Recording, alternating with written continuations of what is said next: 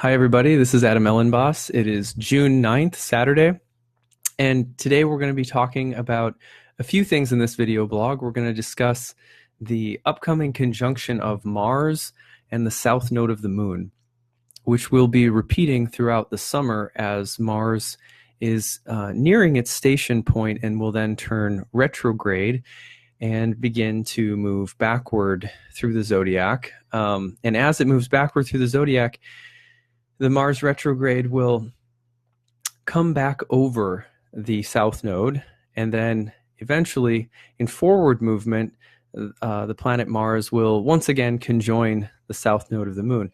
So we have a long period of time where Mars and the south node are basically going to be traveling together and conjoining one another, conjoining together a number of times. Now, today, I thought it would be a good idea, since I've been getting a lot of questions about this from the astrological point of view. What's the astrological take on suicide? And we've had a few, suicides happen every day all around the world.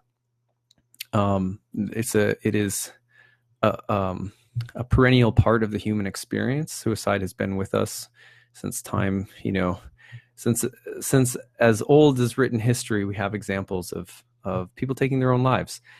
And so a lot of people have been asking me, so what's the astrology that's reflecting this, kind of a string of two prominent sort of celebrity figures taking their own life? And I want to try to address this today as sensitively as possible, because I don't have the answers at all. I'm just a person like anyone else, and I have speculative ideas probably at best.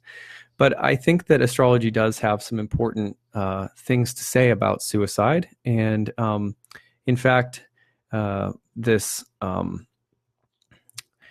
will be part of how we look at Mars and the south node of the moon.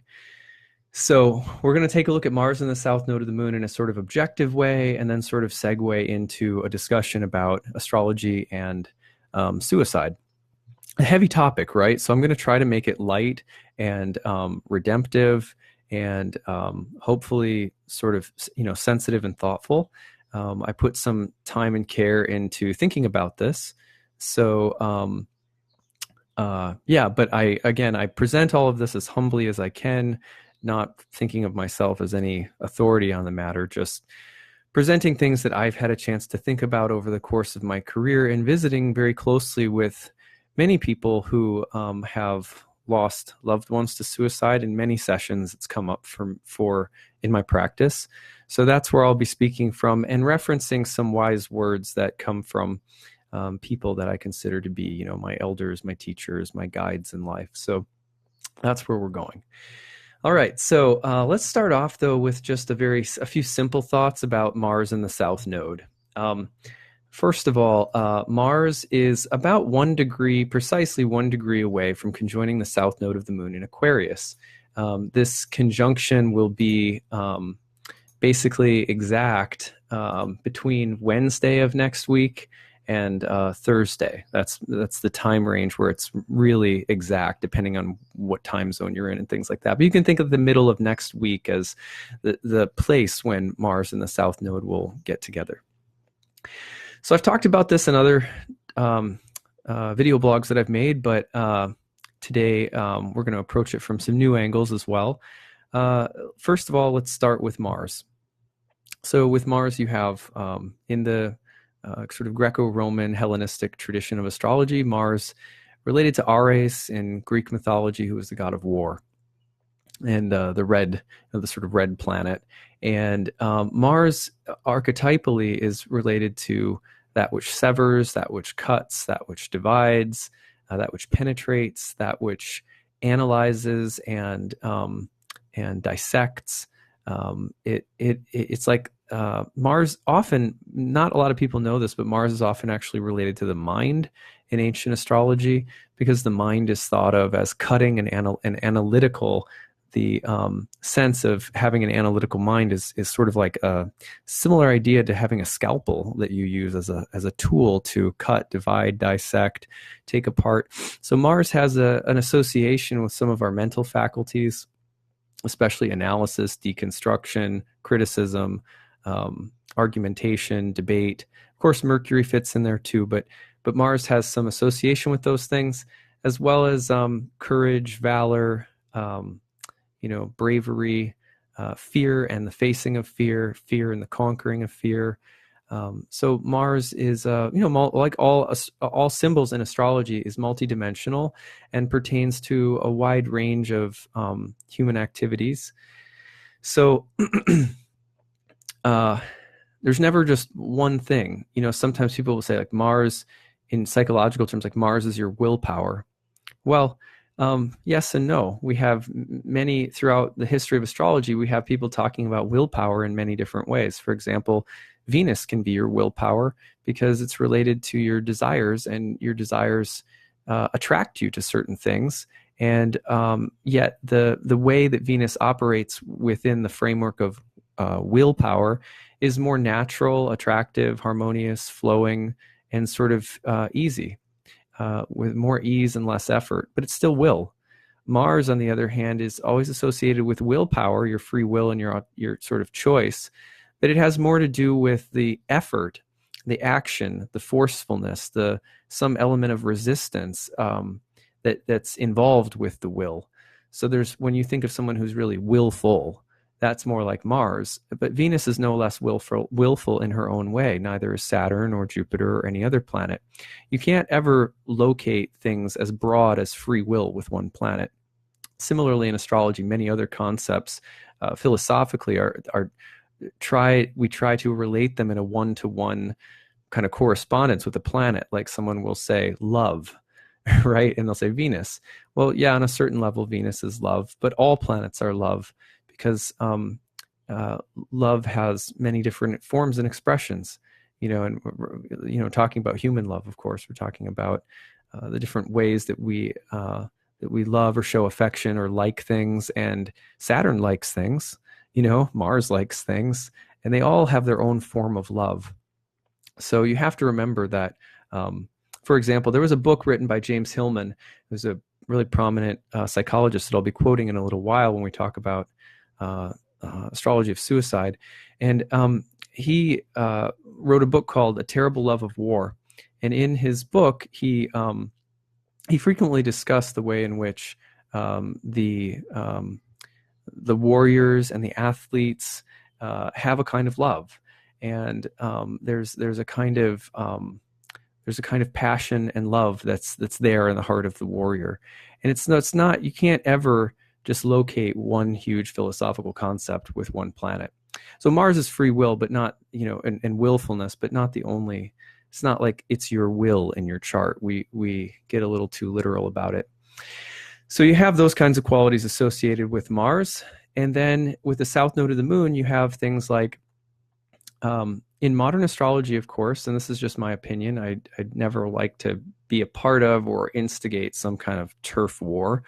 But we astrologers have different opinions about things, and I'm not. I do not fall in the camp of evolutionary astrologers who believe that the south node of the moon is like your past life wisdom, the stuff that you did in the past. That really doesn't play out as far as I've ever read or been able to discern in any of the ancient literature about the south node of the moon. So I don't.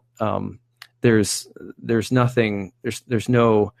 The modern view that the south node is like your past. South node of the moon is something in your past that maybe you did or you got good at or you got stuck in or something like that. And then the north node is something you're supposed to be doing. It's like your homework assignment for this life. And it's a really creative take on the nodes, and it has its own merits as a creative proposal of its own, but it's not historical.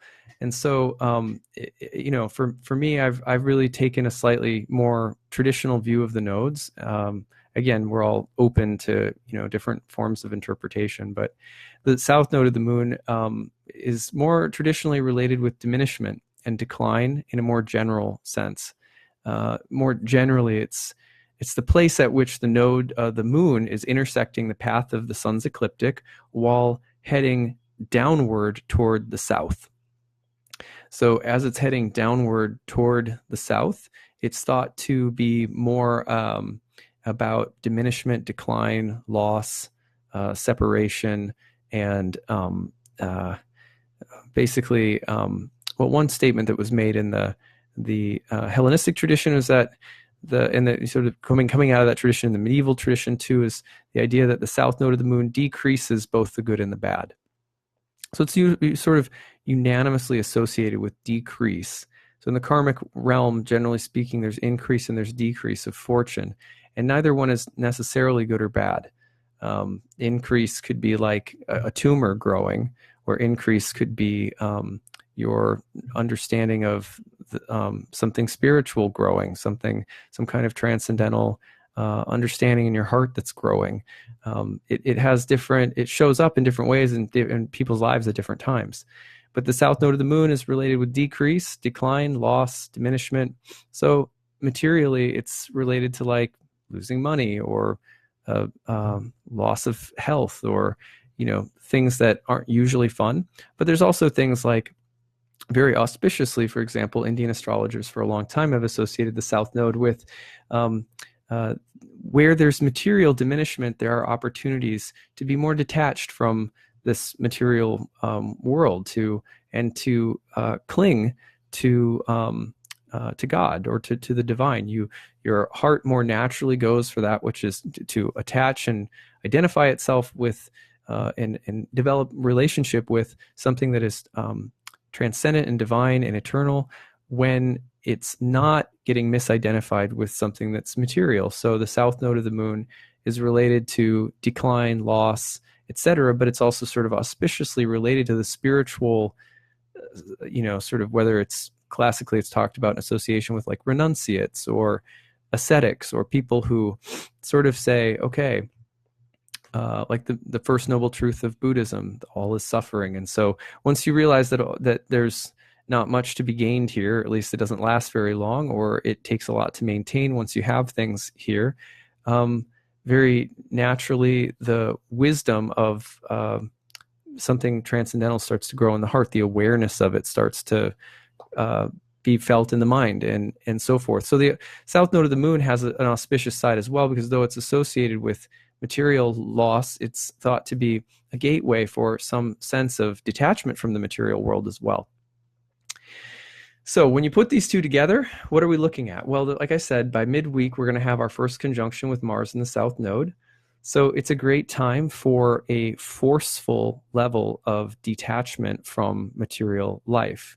I mean, sometimes you got to clean out your attic. Sometimes you got to clean out your basement. We've talked about this in a few previous videos I've done. And this has been building over the past, month. So the South Node Mars transit, you may already have been feeling as the call to take up arms, that's Mars, right? Take up arms against anything that you feel is frivolous or excessive materially, and to start cutting things out, to say, no, and to drive a hard no, or to try to make a point as forcefully as you can, or to try to, to have a sort of a level of detachment, basically matched with a feeling of fervor and intensity and will and action. So those two things are kind of combining right now. So like, again, it's a great time to like cut out things that are frivolous from your life, that progressively may draw your heart closer into a loving relationship with the divine. And so it's, there's things in life that are like very heavy that we don't even realize, and they contribute to the smoke screen of our consciousness, and our consciousness isn't clear. Sometimes that's staying up too late. It's watching too many, it's watching Netflix when you should maybe read some of the Bhagavad Gita, or, it's like there's lots of things that we do in life, right? That, well, and it's an interesting thing in the Bhagavad Gita.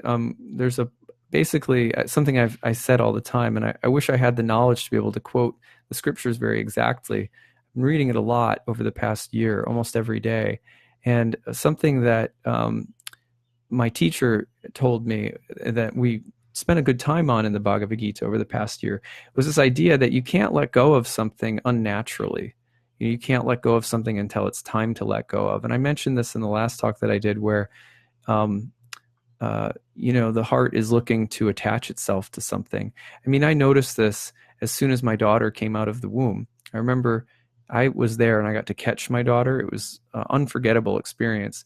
And I brought, with the nurse, she helped me, and I brought my daughter to my wife's breast. And, she's like, this is her first minute in the world. And instinctually, she's going right for breastfeeding, like instantly. It was amazing to see how she just made her way right to the breast. I was so impressed by it.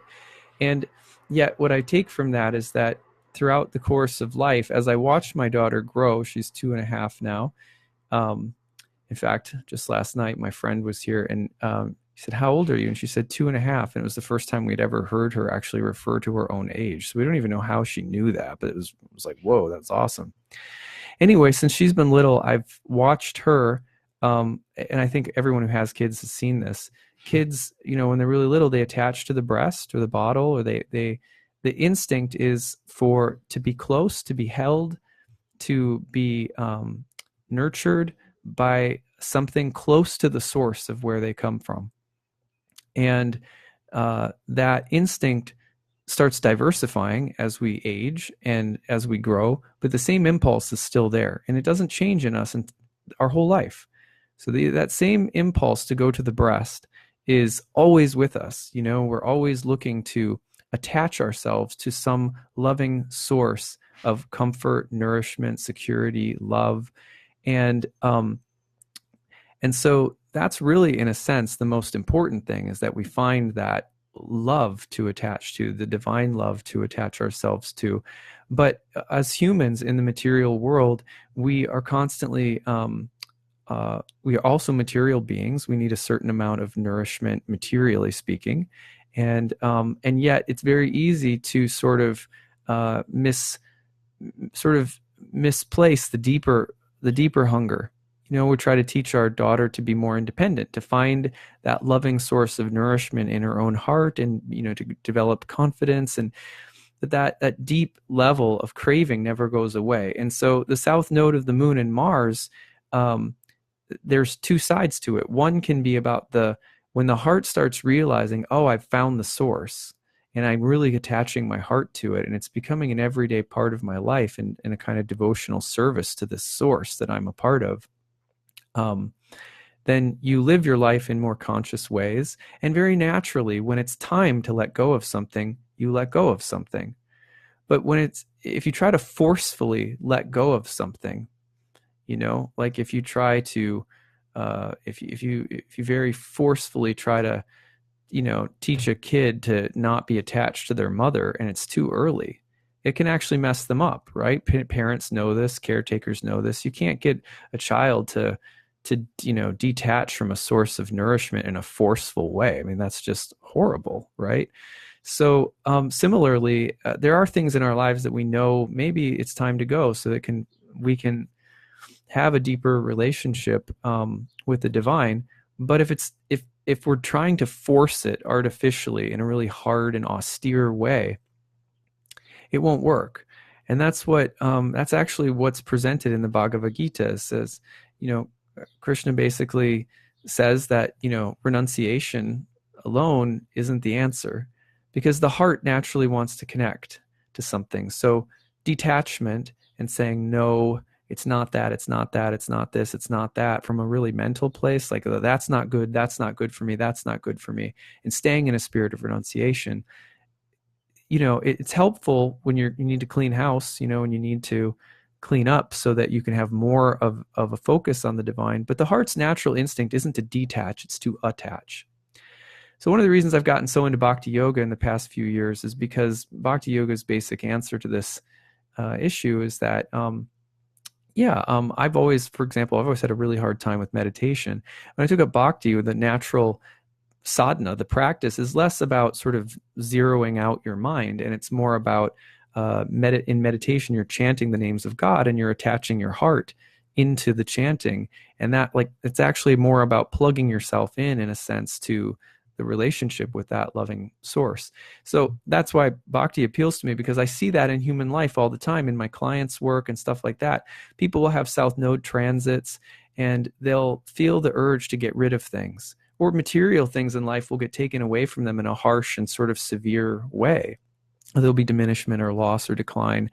And the impulse to rid ourselves of something frivolous can be very strong. It's not that right now. That friendship's done. That relationship's done. That job is done. No more of that boss. No more of my, my bad eating habits or whatever. And we get really valiant and strong about it with Mars in the South Node, especially. But again, like I said, in my client practice, I see over and over again that if you're not replacing the thing that you're cutting out with a higher taste, with attachment to something higher, it doesn't work, because the heart's natural state is to want to be attached to things, to want to love things. We can't teach, you'll kill the heart, if you just detached completely without attaching the heart to something transcendental. So at any rate, that's something to think, some things to think about with Mars in the South Node. It's a good time to detach from things, to let go of things, to forcefully sever, cut, divide, get rid of, address, confront. Sometimes people are getting surgeries around this time to cut out lumps or tumors. There's sort of invasive procedures that have to be done. So at any rate, it's like that, as soon as Mars entered Aquarius and started moving into the conjunction with the South Node, for example, we had mice in our basement, and I got live traps so it wouldn't kill them, to get rid of them. But so I collected over time. It was probably 10 or so, and over a week or so, I took all of them out to the woods and let them free again, and it was awakening for me, for realizing the reasons that the mice were in the basement is because I hadn't cleaned the basement in like a year, so it's like a cellar type of situation. So it's kind of dank down there, and I didn't really want to go down there and deal with it. But the mice made me realize that I had to remove something. But it was very clear to me, because I practice yoga, and in yoga we're vegetarians. It's non-violence, is a big idea, ahimsa, and the idea of taking these animals out gently was also a reminder for me, and knowing that Mars is with the South Node of the Moon. Okay, I may need to remove some things from the basement right now, but how can I do it in a way that is, I'm whistling while I'm working, and I'm doing it mindfully. I'm not rushing to get it done. I'm not,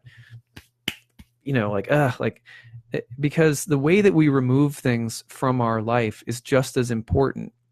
In the way that you remove things is the opportunity to attach your heart to the divine. So to not to necessarily, to cultivate that relationship, because it's the mindful way that you remove things that builds up love of the divine in your heart. This is, think about the way that, you reflect on the way that the universe has removed things from your life, so to speak, that has been clear and gentle and kind and loving. And think of times when, maybe, you've had things more forcefully removed for your life. Most of the time we like when things are more gently removed from our life, that aren't necessary any longer. We prefer a mutual, kind, easy breakup compared to tragedy. You know what I mean? We don't want to die usually in ways that are sudden and violent. We'd like to go out maybe in our sleep, or, that's sort of the human preference, is for exiting and for removal and for reduction to be done in a way that that is mindful, that connects with the heart. So that's why we have so much attention paid to, death and ceremonies around death. And I was just at a funeral last month, and similar thing. You want to be mindful of how you let the soul, how the soul departs. So at any rate, those are all just things to think about with the South Node of the Moon. Do you have that kind of energy that's in the air right now with the South Node of the Moon and Mars? And I want to give you the dates for when this transit will perfect over the summer. So Mars will conjoin the South Node this week, midweek, and then it's going to station at the very end of June and it'll turn retrograde basically between the 27th and 28th of June. And then over the summer, it's going to retrograde back into a conjunction with the moon around July 18th, 19th, 20th. And then it's going to retrograde back into Capricorn. And then it comes back to the south node of the moon in direct movement. And that's going to be just about September 22nd. So you think this week, middle July, toward the end of September, right around the fall equinox. That's a long series of time for the Mars to be in and out of and very close to the south node of the moon. Now, you can probably hear in what I'm saying some foreshadowing of this discussion about suicide. So first of all, I want to say some very basic things from the astrological perspective. And again, I'm no expert here. I'm just I'm an astrologer, and I have my observations from my practice and what my teachers have said and things like that. So first of all, people say, is there a suicide transit? No, there's not, because think about it. How many people a day in the world commit suicide? At least one. I mean, I'm guessing it's at least one, if not many more. So every single day, every single transit, all of the time has the power to signify suicide. There is no card in the tarot deck, right, that symbolizes suicide. Any card could potentially, within the context of a tarot spread, signify suicide. So you have to think similarly that ancient astrologers were coming out of a practice of divination where they were using a symbolic language in nature to try and discern the unfolding laws of karma in the material world, and they were trying to look into the future. Sometimes they didn't just look into the future and say, well, this is going to happen. Sometimes they looked into the future and they got a warning. So there's always been free will and fate intertwined with this sort of divinatory practice. So at any rate, that's just a simple summary, but very important is to just understand that astrology is always functioning in multidimensional ways. Any symbol in astrology, for example, in horary, if you're casting a horary chart, you could have the moon representing your neighbor's dog. You could have the moon representing your money. You could have the moon representing your boss. You could have the moon representing an ulcer in your mouth, like a canker sore or something. You could have any planet basically can be on the stage of the chart as the actor representing any given topic, just like a tarot card could refer to any given topic or area. So the mistake that we make often in astrology is looking too literally at the symbolic language of astrology and saying, well, what transit represents suicide? There's a lot of them, because there's a lot of, do you know what I'm saying? We have to broaden our way of thinking about this a little bit. Anything could possibly represent suicide. Every chart is really unique and different. And the other thing is that we don't want to necessarily, one thing that's been really hotly debated and one thing that's been hotly debated in the astrological world in this past week, I've seen some real rants and raves about it, and that's okay. Astrologers, like anyone else, like to chew the cud over what we do. So that's to be expected. I do it, from time to time. But the debate has been, should we pull up Anthony Bourdain's chart and look at it? Should we pull up Kate Spade's chart and look at it? Well, there's a lot of different arguments that have been presented in some of these hotly contested debates. One of them is that it's pretty insensitive to pull open someone's chart right after they've passed and just start digging around and pontificating about why they took their life, or, and to a certain extent, I agree with that. It's like, same thing when there's a terrorist attack. Immediately, astrologers flip open the chart and start explaining with perfect, hindsight in astrology is 2020, especially 2020 in astrology. Astrology is actually one of its most beautiful uses is its hindsight. We don't often realize that astrology helps us to constantly reflect upon the meaningful karmic laws, the beautiful, mysterious, complicated, awful, but awe-inspiring karmic laws of reality. Astrology helps us to reflect on them as much as it ever helps us to predict anything. And it's a source of solace for people who sometimes feel that there is no meaning in life or that it's all arbitrary. So astrology gives people a sense of that by hindsight, and that's normal. It's not cheating. Some people unfairly suggest that, astrology's tendency to look at things in hindsight is cheating, but it's not. It's a participatory, reflective way of trying to understand this world that we live in. A lot of the time, though, it does sort of devolve into breeding more attachment to the world that we live in and more attachment to the drama. It can become like a gossip column.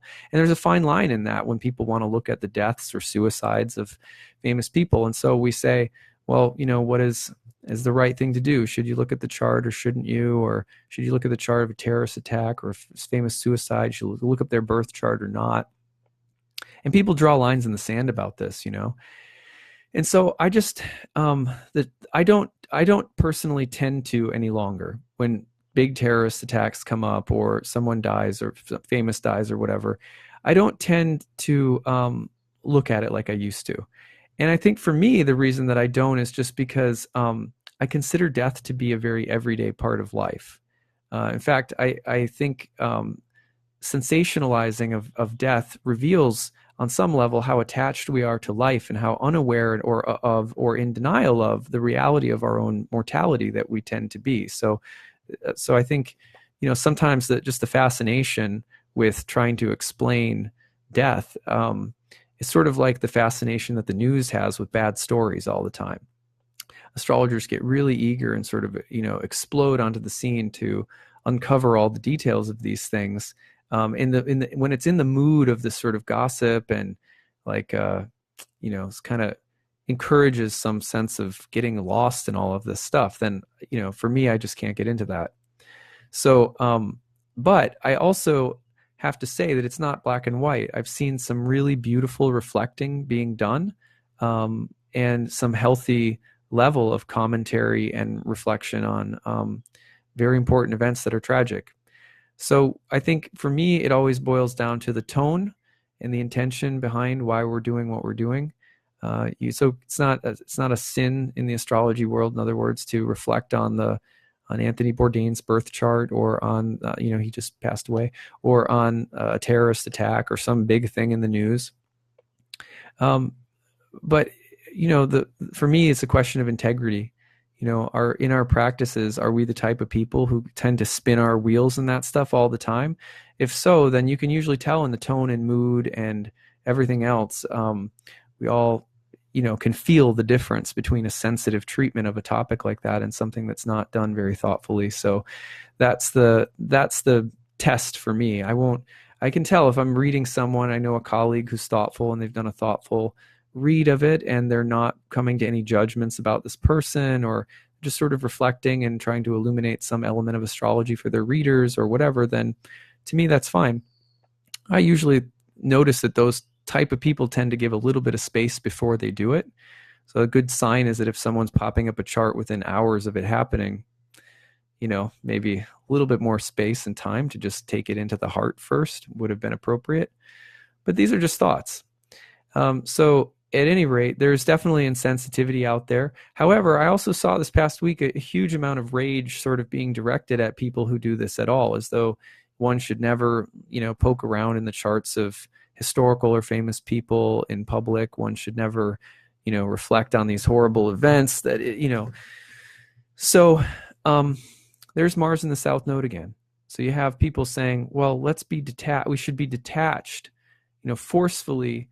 There's some things that I've seen said in social media, like astrologers should absolutely never butt their heads or noses into this kind of stuff, and just kind of really forcefully emphasizing this level of like being detached from that because it's sort of like a B movie. Just we're above that. But that's actually not how the heart works, because many people deeply love and have the heart has attachments to things. And it's just like a kid. You can't tell the kid to get off from something that they are attached to unless you introduce a healthy alternative. So my daughter's really clinging on to something, giving her a few options of something healthier to do is usually much better than just ripping her away from the thing that she wants. So similarly, in the world, there are people who, astrologers in general, are in some ways the midwives of helping people to have some healthy level of reflection and awareness of what's happening in the world of nescience, the world of darkness, and in some ways the realm of Maya, the drama and gossip of it all. But we're also trying to offer some healthy alternatives, some reflecting on some reflecting on the presence of eternity in the midst, some sense of the law, the governing karmic laws of reality. So to offer something of that to massive amounts of people who otherwise would just be on the gossip or the CNN, or they'd be somewhere else absorbing lots of information about the topic, to have some healthy alternative is not a bad thing. If you force people to reject and say no to that kind of reflecting, you're not honoring the level of people have attachments, and people who don't have children often don't know this. But when when the heart has attachments, there's a midwifing process of guiding the child from an unhealthy level of attachment to a healthier one. And it's a process. It's not something that you do severely, because otherwise you start becoming a fanatic and you start camping people into theological categories. Like, well, there's a believer and there's a non-believer. There's a this and there's a that. And that hardens the heart. So it's that tendency to do that is reflective of the shadow side of Mars in the South Node that's in the sky right now. So I noticed that this week and found some irony in it, given that Anthony Bourdain's exiting was also very Mars South Node, as was Kate Spade's. They're famous people. Again, this is not to say that suicide isn't happening all over the world all the time. It's that when major transits come, the way that they appear within the collective awareness, the collective consciousness, is the events appear often in the lives of very famous people. And so they become studies and reflective mirrors for each of us individually. But we have to do it in that mood and tone. At any rate, so Anthony Bourdain's suicide and Kate Spade's suicide were also examples of Mars in the South Node, which is one of a number of different transits that can reflect suicide, because you have detachment, South Node. Even in the Indian tradition, the Ketu represents the severed body of a demon whose head was Rahu and was severed by the Sudarshana chakra, if I remember correctly, which is the Krishna's God's weapon of time. And the severing of the body is the detachment. And there's always some natural way in which detachment becomes a part of, like I said earlier, attaching to spiritual things necessarily involves detaching from things that are no longer working for us. So, with suicide, Mars in the South Node is often that period of time where someone says, that's it, with force, with violence, with self-inflicted harm, I am severing my detachment from the material world. So that happens like that. That's a Mars South Node kind of thing. Now, so you have that, very generally speaking, but it's ironic that then you would see people in discussing either instantly jumping to analyze and discuss like vultures, or you have people renouncing, no, that's bad. That's not spiritual. That's not spiritual. Either way, think about the extremes. Again, I think about raising my daughter. My daughter might want a bowl of cookies. I want that. It's like the vultures swarming in, like, oh my God, look at his chart. He totally had a suicide transit. Oh my God, just swarming in to attach to something. But then the equal opposite tendency that's not healthy either would be the one that says, well, to my daughter, you want a bowl of cookies? And she's mowing into them. And I know that if I grab that bowl of cookies from her violently and take it away, she'll have a total meltdown. You know what I mean? She'll just flip her lid. So I've learned very carefully to go up and to say, hey, do you want to go, let's go out. Should we go outside with Rhea right now? Our dog. You want to go outside with Rhea? Oh, that sounds like fun. Okay. But, a little healthier alternative. You know what I mean? And that's not, I can't, at that moment when she's with a bowl of cookies, think about it. I can't look at my daughter and go like, well, you should, uh, you should really be praying right now. You shouldn't be eating your cookies. You should be in prayer. And I just take the cookies away very austerely and set them down. You know, first of all, she's not going to understand it. You know, she's not at the maturity level to be able to grok that. But also, it'll, like I said, she'll melt down.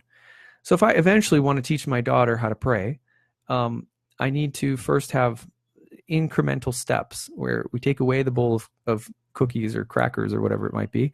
We don't really have cookies in our house very much, but I put the bowl of crackers away or whatever, and then I said, let's go outside and play with Rhea, and it becomes an easy, smooth redirection of our attention. And God's working like that with all of us all of the time, always giving us gentle opportunities to switch our attention while letting go of the unhealthy thing. Suicide is a jarring thing for most of us because it activates within us that feeling of those extremes. Someone wasn't nourished, someone was abandoned, someone was hurting, someone couldn't, someone wasn't taken care of. There's a deep empathy that we feel for people who have committed suicide. But on the other hand, there's also this total lack of empathy that we tend to feel. People go to the other extreme and say, that was so selfish, that man quit on life, or he did it, he sinned, or so it makes us deeply uncomfortable because it activates that same basic dynamic within all of us of needing something. And when you don't have it, and there's a hole in your heart, you're missing something. And we feel when a person takes their life that they're missing something, and then there's this sense also that, but they did something about it that was very forceful, and the wiring gets really complicated for us around it. So I wanted to read a few quotes, just not really to have the final word on this or anything. Like I said, I take correction from any of my teachers, who would give it to me on this topic very easily. But there's a famous book by James Hillman called "Suicide and the Soul." And this is, if you are reeling personally right now from some of these experiences, and they just touched you personally, or if you've known someone who has taken their own life and you've ever been looking for a way to deal with the mental maze that can get sort of activated or generated from a suicide, I would really recommend this book because it's a very nice exploration of suicide from a perspective that's not about judging why it happens or what to do to fix it. Like, I noticed right away, there were instantly, very predictably, tons of headlines about his life and why did he did it? Why did he do this? Anthony Bourdain, of course, if you don't know, is a great chef and famous personality on TV, and really a lovely, interesting human being. I saw his show a few times, and I really enjoyed just his gentle, exploratory nature, and it's definitely a loss for a lot of people. At any rate, the loss of a personality like that, it's easy to, right away, you see people right next to that column of Anthony Bourdain is gone, why is he gone, what happened? You see all of this stuff about suicide prevention, suicide awareness, like instantly. And it's just like, here's the column that says we don't like that this happened, and here's the column right next to it that says, okay, what do we do to make it stop? What do we do to make it go away? And Hillman's book is really more about why you're never going to make suicide go away in this world, and more taking us into the heart of why it's such a taboo subject for us.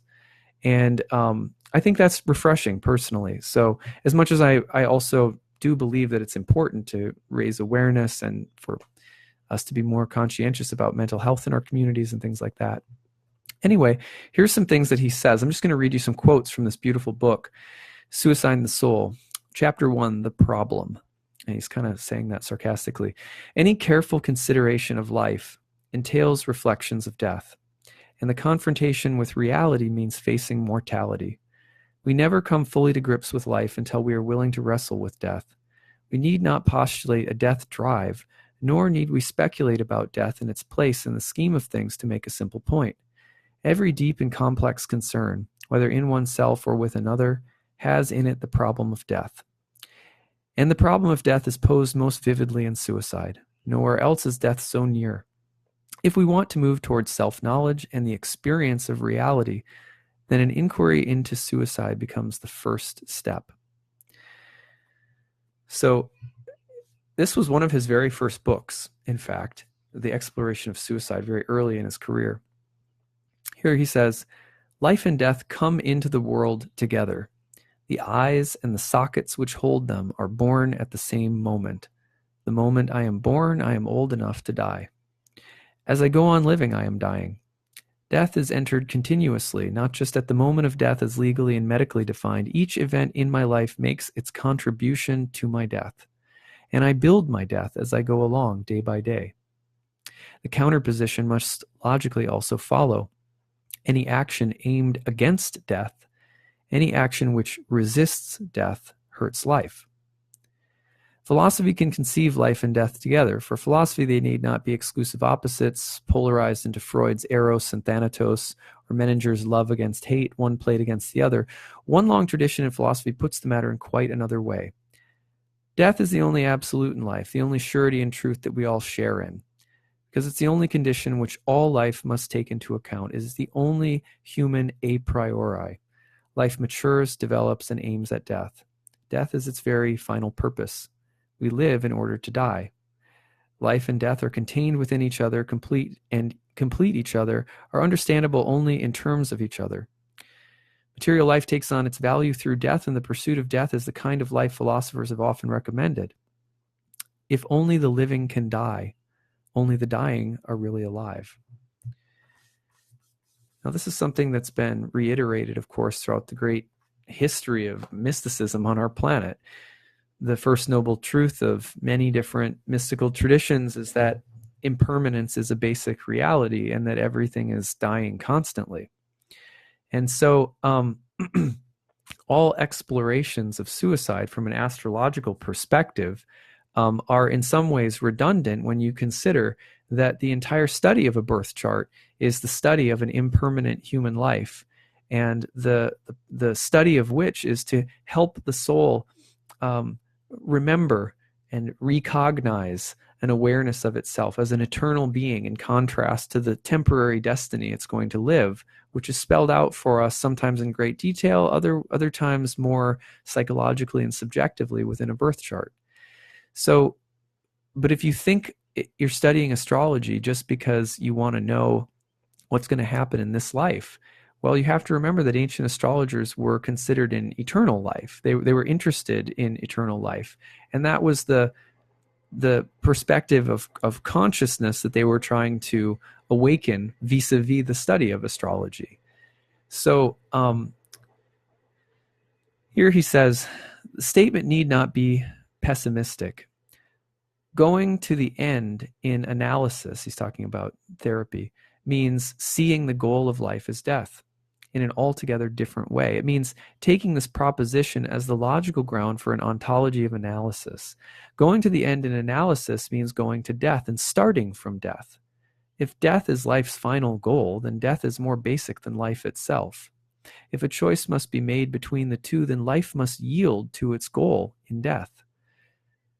Physical reality, which is limited to life only, must yield primacy to psychic reality, inner psychological reality, or spiritual reality, you might even say.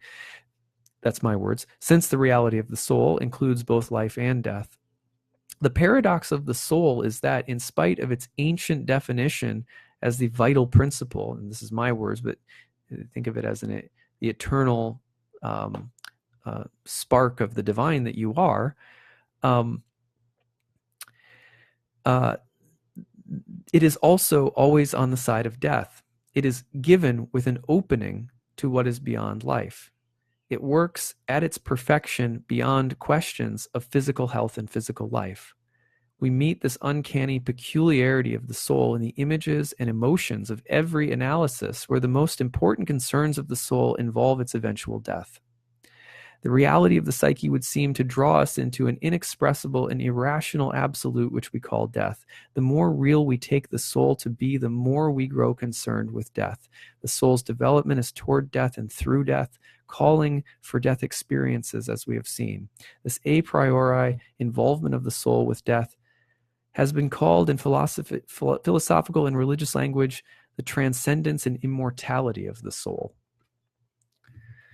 So I think one of the things that I'm trying to bring in today is I've had a lot of people, as I said, email me saying, what is the thing with suicide and astrology? Like, is there a transit or whatever? And again, so my two answers are no, there's not a transit, because suicides happen all the time.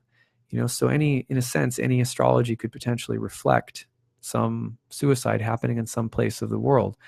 And the other thing is that I think what astrology is at its core, what it's really trying to help us do with our lives, is to see our life in terms of the immortality of the soul. And when we see ourselves as an immortal, eternal being, again, the question becomes about how we are living with an awareness of that, which necessarily always makes us aware of the temporary and impermanent nature of this body in this lifetime. However, and this is no judgment against suicide, that doesn't mean that we have to violently or intensely renounce this world or anyone or anything. We should always think about that the real need of the heart is to attach to something that's beautiful. I'm going to cry. Something that's beautiful and something that brings us together. Something that celebrates life, even though it's temporary, and something that moves us toward a loving relationship with the source that in our essence as a spirit soul, we have an eternal relationship with, that we're made in the image of something beautiful and vast beyond us, that we can have a relationship with that while we're here, that we can cultivate that while we're here. So we don't have to violently renounce the world. And yet the world is a place that's constantly telling us that we have to do any kind of advancement that has to be made in life has to happen through harshness. So anyway, sorry. So I just wanted to share these thoughts today because I think we're all, those of us who pay attention to these things, we're moved by them, we feel them, and yet we don't often take enough time to really feel them. So I hope that this provided that for some of you today, and that it stirs within your hearts, just affection for the people around you and for the right things. And we'll all take a little extra time to attach our hearts to the right things today.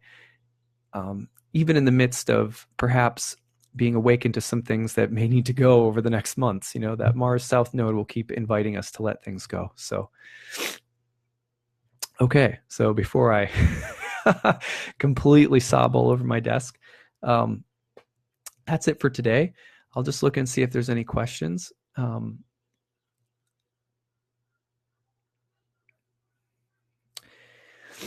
Things get foggy when faced with heroic interventions to save life versus allowing nature her course. Yeah, it's hard to just live with the reality of these things and really feel them in the heart. Thoughtfulness, integrity, compassion. Yeah, totally. Each person is at their own place on the path, and there are reasons of learning things. Yeah. And, I think I go back to this idea that we have to trust that the divine is providing us with opportunities at every step, at every turn to, there's no ultimate penalty. There's only ultimate patience. You know what I mean? There's only ultimate patience with us in cultivating love in our hearts. So I try to think about all events in life from that perspective.